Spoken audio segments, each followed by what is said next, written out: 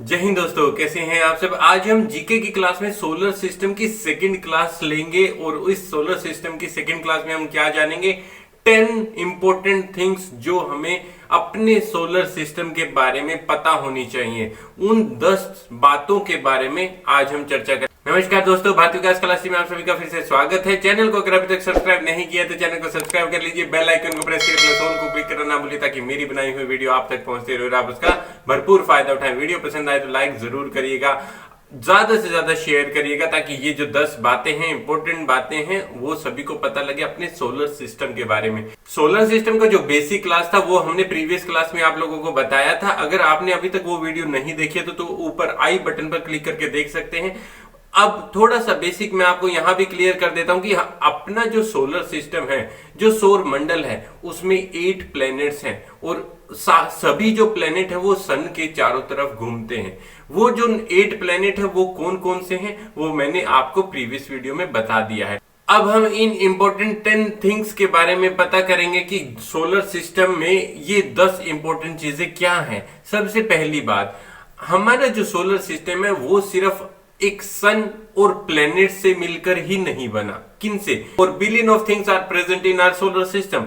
कौन कौन सी चीजें हैं जो प्लैनेट और सन के अलावा भी प्रेजेंट है? कौन कौन सी चीजें हैं? जैसे कि हम कह सकते हैं ड्वार्फ प्लैनेट, एस्ट्रॉइड्स और कोमेट्स। ये सब चीजें भी हमारे इन प्लैनेट और सन के अलावा भी इस सौर मंडल में, इस सोलर सिस्टम में प्रेजेंट है। ड्वार्फ प्लैनेट्स क्या होते हैं? ड्वार्फ प्लैनेट्स होते हैं छोटे छोटे प्लैनेट, छोटे छोटे ग्रह, वो भी प्रेजेंट है। एस्ट्रॉइड्स भी हैं। एस्ट्रॉइड्स क्या होते हैं? शुद्ध तारे, छोटे छोटे तारे, छोटे छोटे स्टार्स होते हैं। कोमेट्स भी, यानी ये सब चीजें हमारे सौर मंडल में जैसे अर्थ के चारों तरफ कुछ घूमेंगे, कुछ सन के चारों तरफ घूमेंगे, कुछ अदर जो प्लेनेट है उनके चारों तरफ भी घूमेंगे। इनके साथ साथ इनके अलग अलग, जैसे अर्थ का मून है, उनके भी यानी उपग्रह वो भी होते हैं। So we can say that कि billions of things are present in our solar system.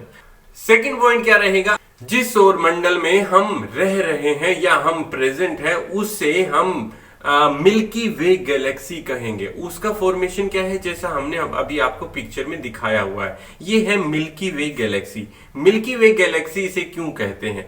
जैसा कि आपने देखा है कि हमारा जो सौर मंडल है बहुत सारी चीजों से, बिलियंस ऑफ थिंग्स से मिलकर बना है। बहुत सारे स्टार्स प्रेजेंट है और वो जो स्टार्स हैं चमकते हैं।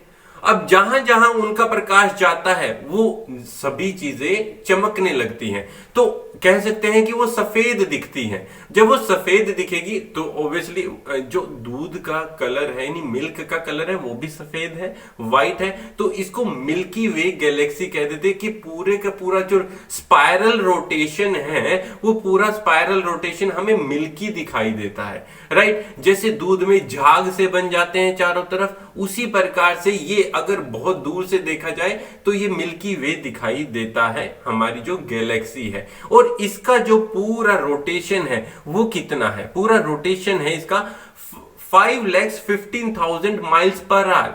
इसका पूरा रोटेशन कितना है? 5,15,000 माइल्स पर आवर। और अगर आप देखो कि कितने स्पाइरल्स इसके चारों तरफ है, कितने स्पाइरल्स है, if we can count 1 2 3 4 spirals, यानी 4 स्पाइरल्स इसके चारों तरफ हमें दिखाई देते हैं। किसके? मिल्की वे गैलेक्सी के चारों तरफ। नेक्स्ट पॉइंट क्या रहेगा? A long way around. Long way around का मतलब क्या है कि अगर एक गैलेक्सी का पूरा रोटेशन किया जाए, पूरा एक कंप्लीट रोटेशन किया जाए, वो इतनी बड़ी है कि एक पूरे रोटेशन में 230 मिलियन ईयर्स लग जाते हैं पूरा एक रोटेशन करने में। इसका एग्जांपल देता हूं। हमारी अर्थ सन के चारों तरफ रोटेट कर रही है। किसके चारों तरफ? सपोज करो ये हमारा सन है, ये अर्थ है, राइट। अब हमारी जो अर्थ है सन के चारों तरफ जब रोटेट कर रही है तो उसको कितने डेज लगते हैं? 1 ईयर। 1 ईयर मींस 365 डेज या 366 डेज। अगर यही चीज अगर हम गैलेक्सी में कंसीडर करते हैं और पूरा एक कंप्लीट रोटेशन लगाते हैं, वो इतनी बड़ी है कि 230 मिलियन ईयर्स लग जाते हैं एक कंप्लीट रोटेशन में, राइट। नेक्स्ट पॉइंट क्या रहेगा कि हमारी जो गैलेक्सीज है वो किस किस शेप की हैं, जो पूरे सौरमंडल में किस किस शेप की टाइप ऑफ गैलेक्सी कह सकते हैं। Number 1 spiral, number 2 elliptical, number 3 irregular. 3 types की गैलेक्सी हैं। कौन कौन सी? स्पाइरल गैलेक्सी, इलिप्टिकल गैलेक्सी और इर्रेगुलर गैलेक्सी। अब स्पाइरल गैलेक्सी, जो हम जिस गैलेक्सी में हम रह रहे हैं, हम प्रेजेंट है, हमारा सौर मंडल प्रेजेंट है, वही स्पाइरल गैलेक्सी है। अभी जैसे मैंने आपको एग्जांपल दिया था। इलिप्टिकल गैलेक्सी कौन सी है? जिसकी शेप एक इलिप्स की शेप में है। इर्रेगुलर मतलब किसी की शेप है ही नहीं, राइट। कहीं से कहीं भी रोटेशन जा रही है, कोई परफेक्ट एक शेप नहीं बना रही, राइट। ये है हमारी 3 टाइप्स की गैलेक्सीज, राइट। नेक्स्ट क्या है हमारा? पॉइंट नंबर 5, ये एटमॉस्फेयर की बात आ जाती है। गुड एटमॉस्फेयर, ये देखते हैं। Our solar system is a region of space, it has no atmosphere. अगर आप देखेंगे जितने भी हमारे सोलर सिस्टम में प्लेनेट हैं एक्सेप्ट अर्थ के अलावा जितने भी प्लेनेट हैं उन पर कोई भी एटमॉस्फेयर नहीं है। एटमॉस्फेयर ना होने का मतलब क्या है? यानी उन पर कोई भी जीव नहीं रहता। अगर उन पर कोई जीव रहता है, मीन टू से वहां पर ऑक्सीजन है, वहां पर अदर गैसेस भी प्रेजेंट है, वहां पर जीव भी प्रेजेंट है, राइट। उनका कहने का मतलब है कि अगर एटमॉस्फेयर नहीं होगा तो वहां पर कोई भी पर्सन, कोई भी थिंग्स, कोई भी लिविंग थिंग प्रेजेंट नहीं हो सकती, जीवित नहीं रह सकती। सो एक्सेप्ट अर्थ, हमारे सोलर सिस्टम में कोई और ऐसा ग्रह नहीं है जहां पर एटमॉस्फेयर प्रेजेंट हो, राइट। हमारे सोलर सिस्टम में अर्थ इज द ओनली प्लेनेट जहां पर ये सब प्रेजेंट है, जहां पर एटमॉस्फेयर प्रेजेंट है, जहां पर हम लोग प्रेजेंट है, इंसान प्रेजेंट है, अदर जीव जंतु भी प्रेजेंट है, राइट। नेक्स्ट पॉइंट क्या रहेगा? Many moons. ध्यान रखिए कि अगर अर्थ है, अर्थ एक छोटा सा ग्रह है, एक छोटा सा प्लेनेट है, अर्थ के एक छोटे से प्लेनेट के पास वी कैन से दैट कि एक मून है, एक चांद है। यानी एक जो मून है उसको हम क्या कहते हैं? उसको कहते हैं उपग्रह। उपग्रह कितना है अर्थ का उपग्रह है एक। ऐसे ही अगर जुपिटर के उपग्रह देखेंगे हम तो वो है 7। सो ऑल टुगेदर जितने भी प्लैनेट्स हैं हमारे, उनके सबके उपग्रह इस सोलर सिस्टम में कितने हैं? All together we can say that 150। 150 उपग्रह हैं, 150 मून्स हैं इस सोलर सिस्टम में। अब हमारा नेक्स्ट पॉइंट क्या रहेगा? रिंग वर्ल्ड क्या है?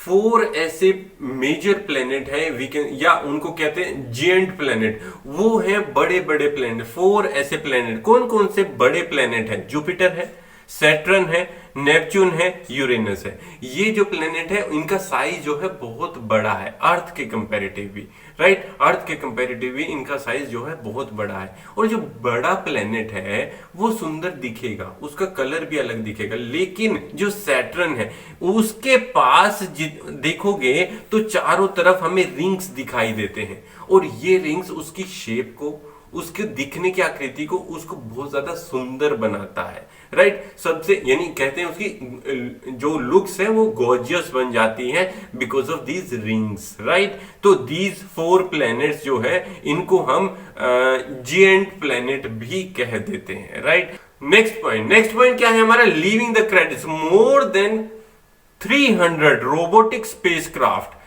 have explored in destination beyond the earth orbit।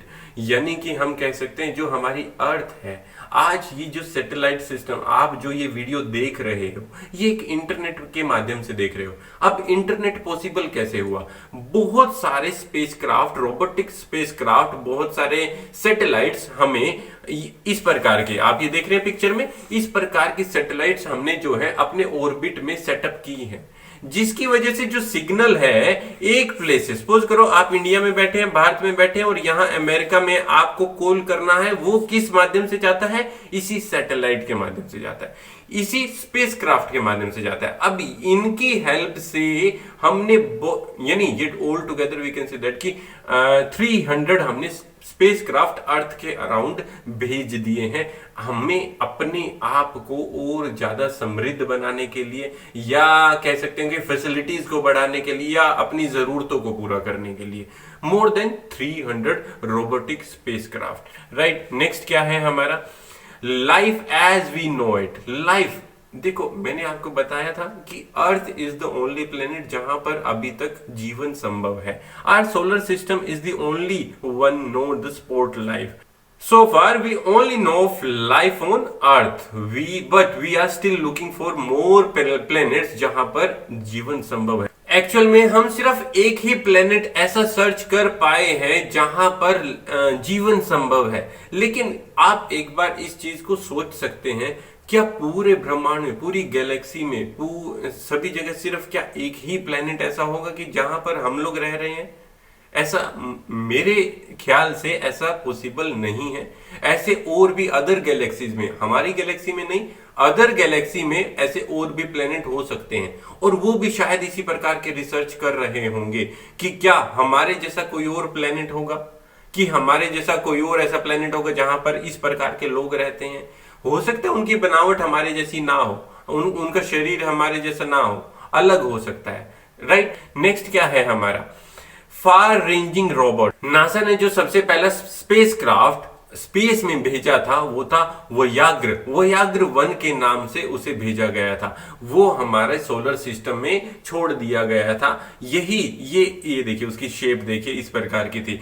लेकिन ये जो इसके अलावा इसके बाद में और बहुत सारे स्पेसक्राफ्ट, यानी वी कैन से दैट कि यहां पर जो लिखा हुआ है वो 4 अदर स्पेसक्राफ्ट हमने इंटरस्टेलर स्पेस में इवेंचुअली ऐड किए हैं। अब ये इंटरस्टेलर स्पेस क्या होता है, यानी जो 2 स्टार्स हैं उनके बीच में, उनकी जानकारी के लिए, उनका अध्ययन करने के लिए, उनके बारे में नॉलेज लेने के लिए वो जो स्पेसक्राफ्ट है उनके बीच में सेटअप किए गए हैं। कितने? 4 अदर। सबसे पहला कौन सा था? नासा का वोयाग्र 1 नासा ने सबसे पहले ऐसा स्पेसक्राफ्ट स्पेस में भेजा था जो कि हमें किसी भी ग्रह, उपग्रह या स्टार के बारे में इंफॉर्मेशन देता है। तो अपने सोलर सिस्टम के बारे में कुछ 10 इंपॉर्टेंट पॉइंट्स थे जो कि आपने सुने हैं, और मुझे उम्मीद है आपने इन्हें ध्यान से सुना होगा, और उम्मीद करता हूं आपको अच्छे से समझ भी आया होगा। और समझ आया तो लाइक जरूर करिएगा, शेयर जरूर करिएगा अपने दोस्तों के साथ। आज के लिए बस इतना ही, मिलते हैं अगली क्लास में। तब तक के लिए धन्यवाद। जय हिंद, जय भारत। माता पिता से प्यार करें, देश से प्यार करें। वंदे मातरम।